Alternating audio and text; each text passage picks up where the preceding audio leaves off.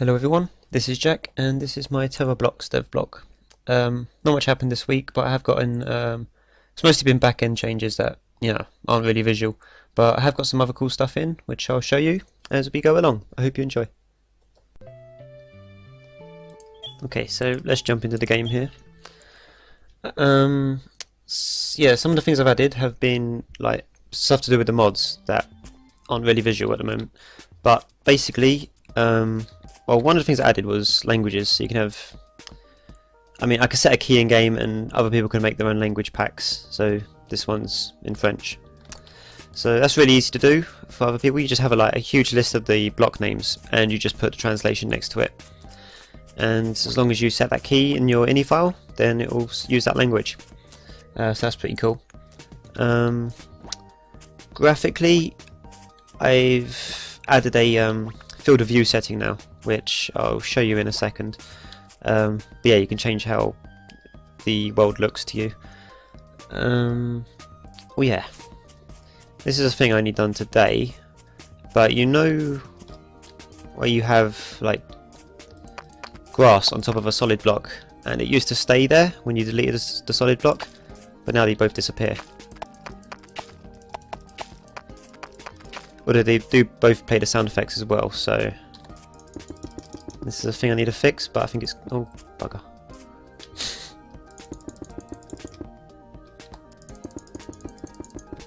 Should I get a good demo of this? So yeah, you see all of those?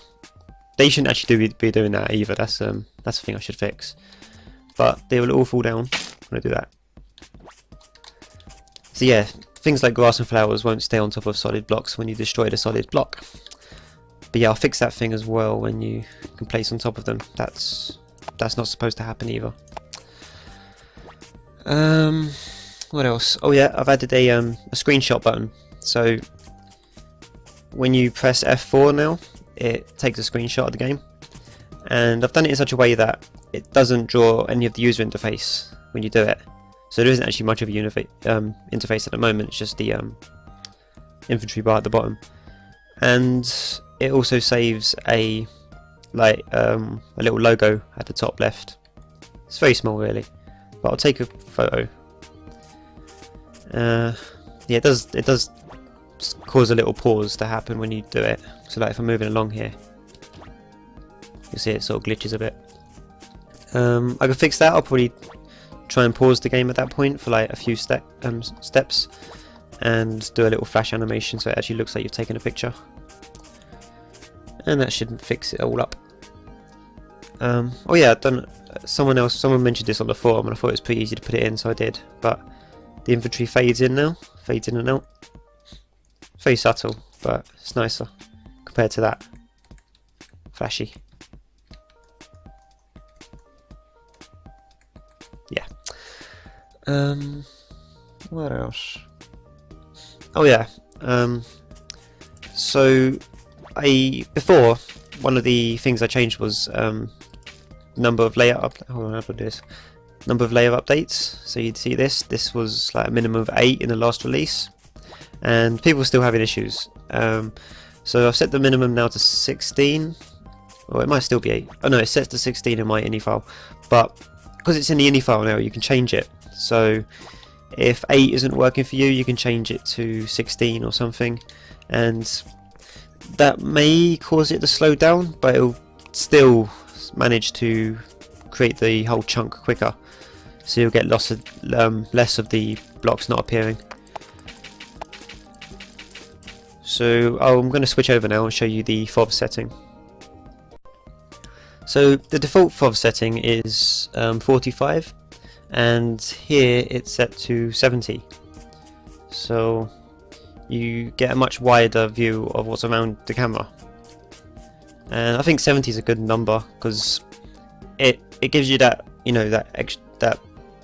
plenty of view, but without making it too distorted. Because if you go up to a FOV of like 90, then it starts looking a bit weird when you go up and down like that, as it stretches along the edges a bit more. Oh yeah, this does present a problem with the clipping though. So I don't know if you can see it on the sides, the clipping's a bit more obvious. That won't be an issue when I actually do that properly. But yeah, having a higher FOV will require you to draw more chunks, so it'll be slower.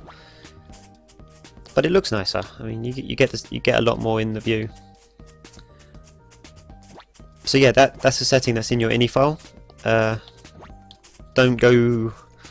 I don't think you can go beyond 180. I think it sort of breaks if you do that. Maybe you can, I don't know. But going above 90 is just crazy anyway. So, and going below 45 is weird too. So between 45 and 90 is your best area. But you can break it if you want. Yeah. So that's that. I'll show you the screenshots we took a second ago, so I can show you the icon in the corner. So I thought I'd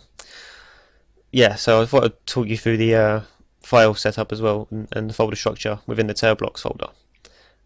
So at the moment, screenshots are in their own folder called screenshots, and the way they're created is they use the year, month, and day, as well as a number that increases throughout that day. So this is how many seconds in a day, basically, you're through. So it always puts one ahead. It also means you can't create two screenshots in the same second, but I think that's a bit of an edge case, so I didn't worry about it. But we can preview this, and as you can see, no user interface, game's all there, and it's got the logo in the corner, and it should be the other one by itself. So yeah, one issue with it though is at the moment, if you're moving forward and it does the radial blur effect that's supposed to make it look like you're going faster, it doesn't include that on the screenshots. That's because it doesn't apply that effect to the surface. It only applies that effect to the screen when it's drawing the surface. So, but I can change. I need to change it anyway because it's because it needs to support multiple post-process effects anyway. So that's them. And so yeah, they'll be ordered by time. So you'll have the newest ones always at the end, and it just makes it easier to sort them. So yes, this is the folder I was talking about the other last time. Let's see if I can get this. So this is the Terrablox splash folder. So you can throw any image in here, as long as it's a PNG. I think that's the only thing it needs to be, a PNG, and it will just load it into the game and use it as a loading screen. So as long as it's in here, it will load in by itself. I mean, so if you only wanted that one, just delete the rest, and it will just load that one. Oops. Let's go down to details. So other things. Why is there nothing in that folder? Huh. That's weird. So yes, the new mod manager thing. This is basically a file that lists the other files that you want to overwrite in game. So there's only one block index in game, but you can have multiple ones, in your folder system. So this one points to blockindex.json, which is the main one. This has all the blocks in it. And here we have. You can just have the file name if you want and include it here, but to make it more tidy in the main folder, I've created a modifications folder. So as long as you do plus at the beginning of a line, it will take all of this and use it as a file path. So this is in modifications translations, and this is another block index, but the block index, where's modifications, only contains the translation stuff. So actually, I'll bring the other one open as well, so you can see the difference. So over there, and so this is a normal block index with all the stuff in it, and it has grass, text tops, text size, text bottom, clarity, and particle. And there's only a few colors you can actually use for that, but it has no FR. But this one does have FR, and it has all the translations into French. So when it gets into the game, it loads this one first, because that's what the mod manager tells it to do. Loads this one first, then it adds this one on top of it. So anything that this one doesn't fill out, this one will fill out. and if they both fill out the same things, it will use whatever's in the second one and overwrite the first. So you can stack as many block indexes as you want on top of each other, and they'll all load in the same into the, build a big one with all the correct stuff in it. And I'm going to be doing the same for the true space models, which at the moment is basically all the trees. So the trees you see in game are generated from models that have been created by hand. So if you were to make a new set of trees, instead of putting them into the same file, you can create a new file and just include it here, and it will be loaded with the rest of the trees. And so this is basically proper mods, and it keeps it nice and tidy. And at the moment it is just this file, but later on I'll add in, probably do it in game. I think that would be ideal. I don't see a reason for like a launcher or a mod manager program to deal with this. I think it can be done within game pretty easily and keep it simple. So yeah, so you don't actually need this modifications folder. I just put it there for ease of use. So you can have whatever folder structure you want, but it's just easier if we keep them all in the same place. And this could even go into modifications, translations, French, then this if you want. But ideally I want this to, where is it? I've lost it again. This to contain all different things. So for another language you could just go, hold on, I've made this really bad. So you can just go like DE for German, or if you've done EN, which is English, even though English is default, you could do that, and instead of calling this block grass, you could call it green stuff, and it would use that name in game instead of that one.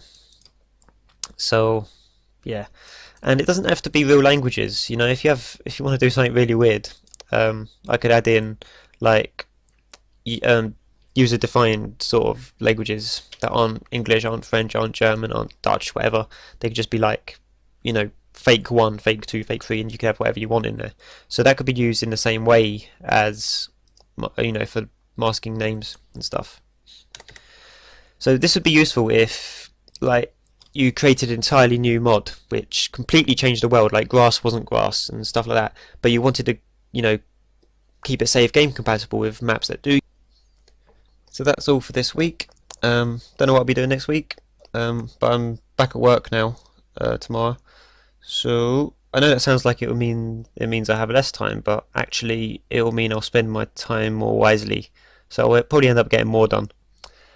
And good thing about work is, seeing as I do pretty much the same thing at work, make games all day, I tend to be thinking in the right sort of frame of mind when I get back home to work on this game.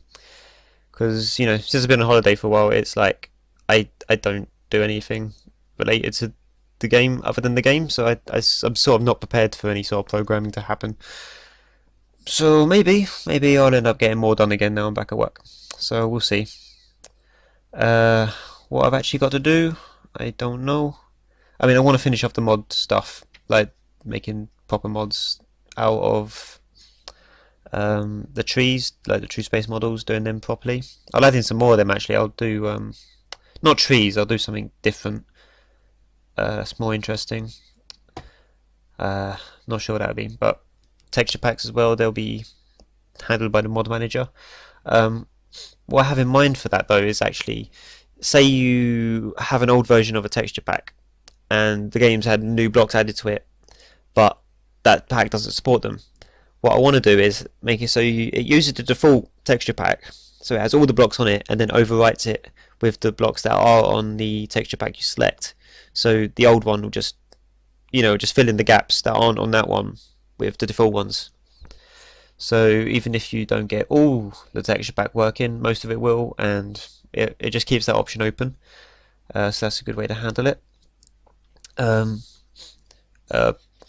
Proper block icons for the inventory. Yeah, these might be made out of 3D like the rest of the like you actually view them, because at the moment it just draws like the top texture or something, and it's difficult to tell what that block actually is because you can't see its sides. A lot of the blocks are defined by their sides, like grass, it's got dirt on the bottom and a little bit of green trim around the top. So stuff like that, and yeah, I don't know. I'm not going to remodel the character, but I need to, rework him a little bit internally so that, at the moment the character model is sort of hard coded.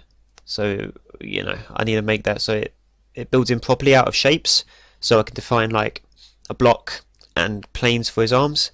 And this will basically be a stepping stone to adding in mobs as well and modeling your own characters.